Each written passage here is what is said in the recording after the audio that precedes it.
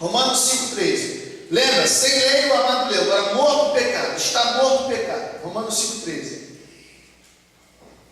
Porque até ao regime da lei havia pecado no mundo, mas o pecado não é levado em conta quando não há lei. Muito bem, então o pecado não é levado em conta quando não há lei. Mas como aqui está sendo levado em conta? Porque Paulo está se colocando no lugar de um homem debaixo da lei, porque aqui está dizendo, mas o pecado tomando ocasião pelo mandamento despertou em mim, olha o que está falando, despertou em mim toda sorte de concupiscência. Como que agora nossa irmã está lendo o texto? Lê de novo, abençoado. Porque até o regime da lei havia pecado no mundo, mas o pecado não é levado em conta quando não há lei. Então, quando não há lei, o pecado não é levado em conta, mas aqui está levando em conta porque é um homem debaixo da lei. Ele está dizendo que despertou nele. Ele está dizendo que, porque se ele está morto o pecado, mas ele está dizendo que despertou nele. Aí ele vem trazendo esse texto dizendo que sem lei está morto o pecado. Aí versículo 9. Outrora, sem a lei eu vivia. Sem a lei eu vivia.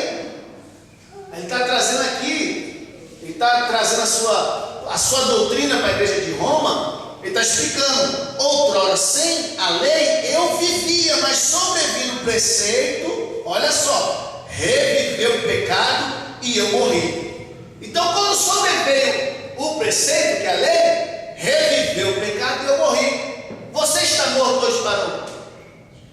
Você está morto sem Cristo? Não, você está morto para o pecado. Mas essa morte que está falando é morte espiritual.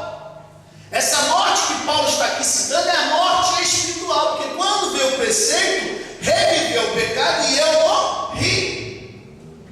Morreu como? Espiritualmente. Ele não está morrendo por pecado aqui não, igreja. Quando veio o preceito, reviveu o pecado e eu morri. Então você agora está entendendo porque Paulo nesse texto está falando como homem debaixo da lei? Vamos continuar, você vai ver mais prova disso. E o mandamento que me fora para a vida, verifiquei, olha, está vivendo, verifiquei, como que Paulo, quando estava defendendo, confirmando o evangelho, ele falava esse tipo de palavra, o mandamento que me fora para a vida, verifiquei que era mesmo para a morte? Não, mano, aqui ele está dando uma explicação de como ele se sentia quando estava na lei. Ele está explicando para a igreja de Roma que quando ele estava na lei, o que acontecia no interior dele. Isso é tremendo.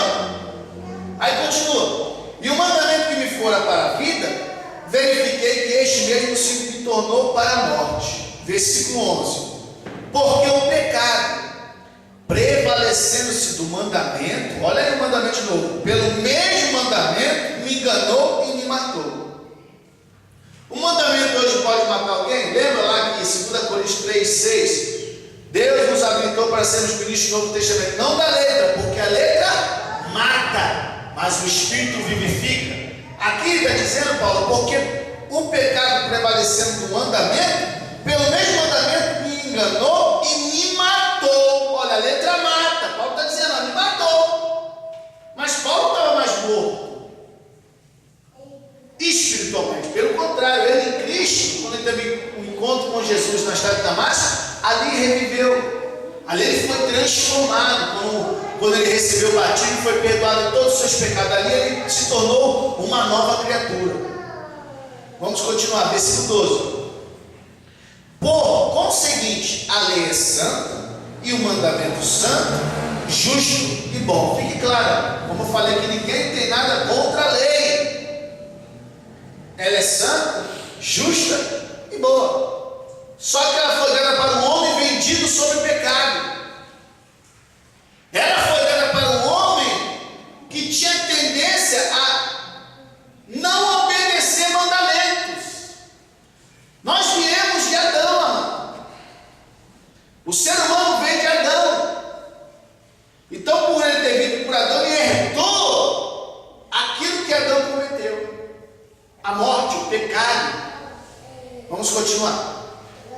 Versículo 13: acaso o bom se me tornou em morte? De modo nenhum, pelo contrário, o pecado, para revelar-se como pecado por meio de uma coisa boa, causou-me a morte, a fim de que pelo mandamento se mostrasse sobremaneira maligno. Olha só, porque bem sabemos que a lei é espiritual, eu todavia sou carnal. Para um pouquinho agora aqui. Ele está chamando aqui a lei de espiritual. Eu pergunto para você hoje a lei é espiritual? Não. E eu vou te provar que não é. Mas Paulo chamou a lei de espiritual. Ele está chamando a lei de espiritual quando ele estava debaixo dessa lei em vigência. Paulo está debaixo da lei em vigência e fala: a lei é espiritual, porque a lei foi dada para os homens. Ele fala: a lei é espiritual, mas eu sou carnal. Eu pergunto para você: você é carnal hoje? Mas como que Paulo está dizendo que eu sou carnal? Porque é mais uma prova que Paulo está falando como um homem vivendo segundo a lei. Ele está trazendo tudo aquilo que ele sofria quando ele era um mestre da lei, amado. Preste atenção, olha. Porque bem sabemos que a lei é espiritual, eu todavia sou carnal. Abre alguém aí, abre em Hebreus 7, capítulo 7, versículo 15 e 16. Lê para nós, em nome do Senhor Jesus.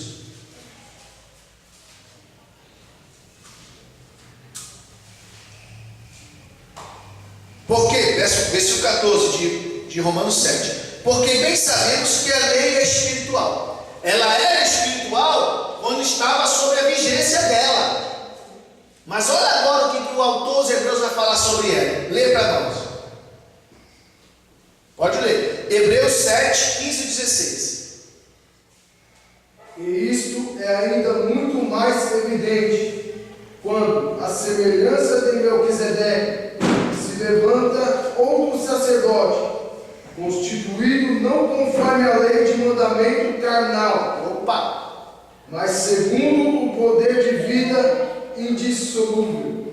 Amém? Você consegue entender essa palavra?